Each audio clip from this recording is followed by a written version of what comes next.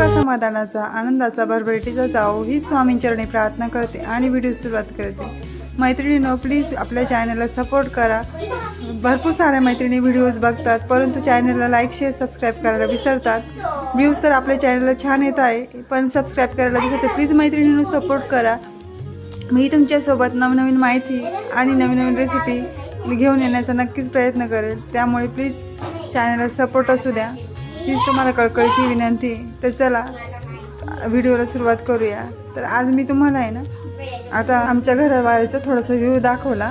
तर बाहेर मस्त असं गोकर्णीचं झाड आहे, तर त्याला मस्त असे फुलं पण आलेली होती, पण देवपूजा करायची नाही सध्या, त्यामुळे फुलं वगैरे काही त्याचे तोडता येत नाही। व्हाईट कलरचं आहे आणि बाहेरचं थोडं आमचे जे रो हाऊस आहे ना तो बाहेरचं थोडंसं व्ह्यू दाखवला। काही एवढा म्हणजे पाहिजे तर आमच्या शेजारी ना सगळे काही रो हाऊस आहे आणि समोरची जी जागा आहे ना ती पडीत आहे।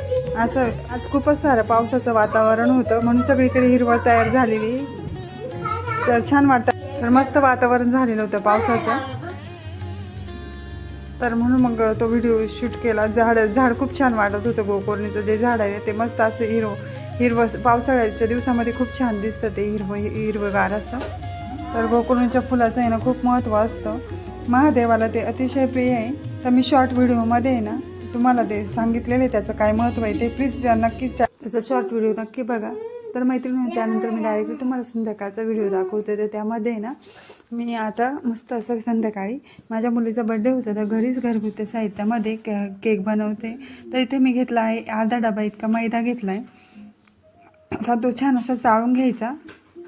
तर मैत्रिणींनो, आपण बाहेरून जो केक आणतो त्यामध्ये भरपूर सारे केमिकलच्या वस्तू वापरलेल्या असतात, त्यापेक्षा जर आपण घरच्या साहित्यामध्ये मस्त असं जर घरी केक बनवला तो चवीला तर अप्रतिम लागतोच, परंतु आहे ना आपल्या शरीरामध्ये बाहेर अनावश्यक घटक पण जात नाहीत। आता मी इथे मैदा चाळून घेतला, त्यानंतर अर्धे वाटी इतकी पिठी साखर त्यामध्ये ॲड केली आणि 4 ते 5 चमचे इतकी रवा टाकला आहे, तेल टाकून घेतलं आणि 1 ते 2 चमचे इतकं दही टाकून घेतले। बस 2-4च साहित्यामध्ये अगदी मस्त असा रवा बनतो आणि हव्या त्या प्रमाणामध्ये दूध टाकून घेतलं।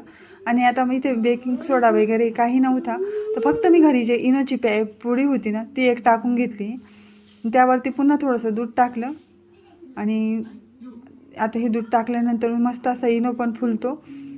आता ते 5 मिनटं साईडला ठेवायचं हे बेटर। आणि हे बघा इकडे कढई तर प्री हीट करायला ठेवली, कढईमध्येच मी बनवते। माझ्याकडे ओव्हन पण आहे पण तो ओव्हनचा पण मी जास्त वापर काही करत नाही, त्या पद्धतीने बघा आता केक बनवायला ठेवला आहे। तर बघा तर अर्धा ते पाऊण तासासाठी हा करून गॅसवर ठेवायचा आहे।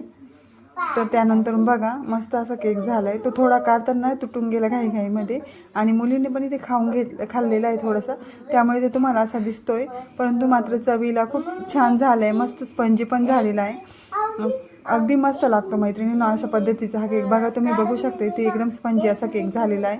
आणि मी वरतून काही म्हणजे माझ्याकडे आज व्हिप क्रीम वगैरे नव्हती म्हणून मी ती पण काही वापरली नाही, अगदी साधासुद्धा घरगुती पद्धतीचा असा केक बनवला आहे। आणि नंतर मुलीसाठी जाऊन बाहेरून थोडासा केक मागवणारच होतो आम्ही, पण म्हटलं घरीच खाण्यासाठी जो बेस्ट असेल ना तो आपल्या घरच्या साहित्यामधलाच खूप छान लागतो। आम्हाला तर हाच आवडतो। तर तुम्हाला कोणता केक आवडतो ते नक्कीच सांगा। ते बाहेरचे जे केक असतात ना त्यामध्ये किती सारं केमिकल वापरले असते आपल्याला माहिती नसतं, पण तर चला मैत्रिणींनो, तुम्हाला हा व्हिडिओ आवडला असेल प्लीज चॅनलला लाईक शेअर सबस्क्राईब करायला विसरू नका। भेटूया असेच एका नवीन व्हिडिओसोबत। तोपर्यंत बाय बाय, धन्यवाद। आमची मॅडम बघा काय म्हणते आता।